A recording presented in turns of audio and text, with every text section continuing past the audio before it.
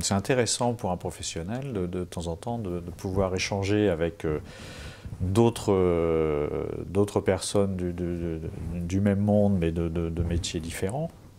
Et puis, lever un peu la tête du guidon, prendre du recul, échanger, et ça permet de réfléchir à ses pratiques et peut-être quelque part de redonner du sens à son action. Et puis pour être plus dans le sujet sur la qualité de vie au travail, et bien se rendre compte qu'on partageait finalement un certain nombre de constats. Le premier, c'est que bien souvent, on a tendance à opposer la qualité de vie au travail et l'organisation du travail, et réciproquement, je dirais. Deuxième constat partagé, c'est que souvent cette question de qualité de vie au travail, elle se résume à des choses qui sont périphériques au travail. Des questions de logement pour les agents, des questions de crèche, des questions de transport, etc.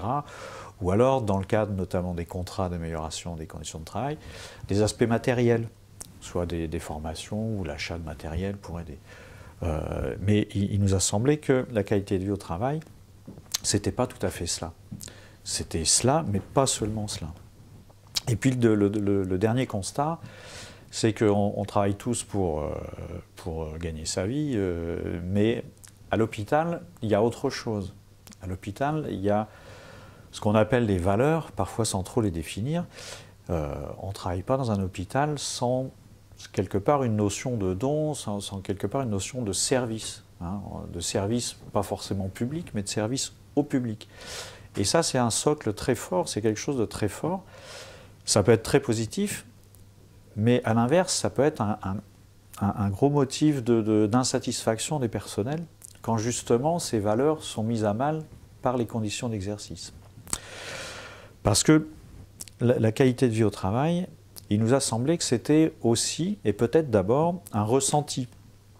Le ressenti qu'on peut tous avoir, qui est d'être en mesure de faire les choses, de faire son travail comme il nous semble qu'on devrait le faire. Et quand on fait quelque chose en se disant, en le faisant, ah mais je ne le fais pas comme je devrais le faire pour qu'il soit bien fait, parce que je ne suis pas en situation de le faire, là il y a une vraie frustration, et là il y a un vrai sentiment de non-qualité de vie au travail. Ça nous paraît quelque chose de très important.